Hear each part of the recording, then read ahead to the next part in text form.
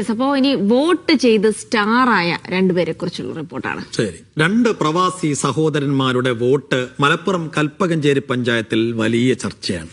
ഇവിടെ 7-ാം വാർഡിലെ UDF സ്ഥാനാർത്ഥി വിജയിച്ചത് വെറും 2 വോട്ടിന്റെ ഭൂരിപക്ഷത്തിനാണ്. ഇതോടെ ഷാർജയിൽ നിന്ന് നാട്ടിലെത്തി വോട്ട് ചെയ്ത് മടങ്ങിയ രണ്ട് പ്രവാസി സഹോദരന്മാർ ഈ നാട്ടിലെ ഇലക്ഷൻ താരങ്ങളായി മാറി.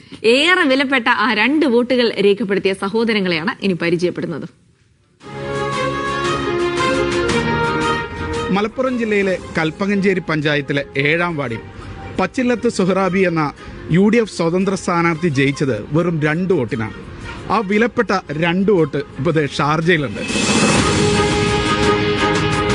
ഇവരാണ് ഷാർജയിൽ നിന്ന് വിമാനം പിടിച്ചു പോയി നാട്ടിലെത്തി വോട്ട് ചെയ്ത് സ്വന്തം വാർഡിലെ സ്ഥാനാർത്ഥിയെ വിജയിപ്പിച്ചത്. ഇവിടെ കഫ്തീരിയ എത്തുന്ന സുബൈറും അതേപോലെ തന്നെ ദേവയിൽ ജോലി ചെയ്യുന്ന മൊയ്തീൻ കുട്ടിയും.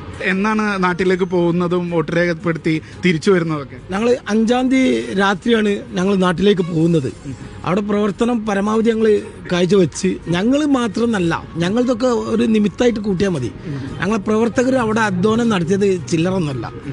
ഓരോ പ്രവർത്തകരും കഴിഞ്ഞ പ്രാവശ്യം 142 വോട്ടിന് LDF ജയിച്ചതാണ്. അത് തിരിച്ചെടുക്കുക എന്ന് ഞങ്ങൾ അന്ന് തന്നെ ഞങ്ങളെ പാർട്ടി പ്രവർത്തകർ തീരുമാനമെടുത്ത.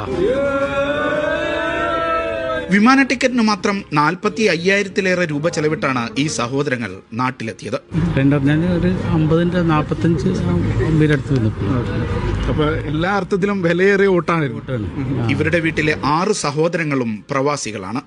5 പേർ UAE-യിലും ഒരാൾ സൗദിയിലും. എല്ലാവരും സജീവ KMCC പ്രവർത്തകർ. ഇലക്ഷന് വീറും വാശിയൊക്കെ ഉണ്ടെങ്കിലും രാഷ്ട്രീയ പ്രവർത്തകർക്കിടയിൽ മികച്ച സൗഹാർദ്ദം നിലനിൽക്കുന്ന നാടാണ് തങ്ങളുടേതെന്ന് പറയുന്നു ഈ സഹോദരങ്ങൾ. പ്രവാസികൾക്ക് അവരെവിടെയാണോ ഉള്ളത് അവിടെ വെച്ച് വോട്ട് ചെയ്യാൻ അവസരം നൽകിയാൽ ഇന്ത്യയുടെ രാഷ്ട്രീയ ചരിത്രം തന്നെ മാറും എന്നതിൻ്റെ തെളിവാണ് ഈ പ്രവാസികളുടെ സ്വാധീനം. യാസിർ അറഫാത്തിനൊപ്പം ഷിനോ ഷംസുദ്ദീൻ, മീഡിയ 1 ഷാർജ.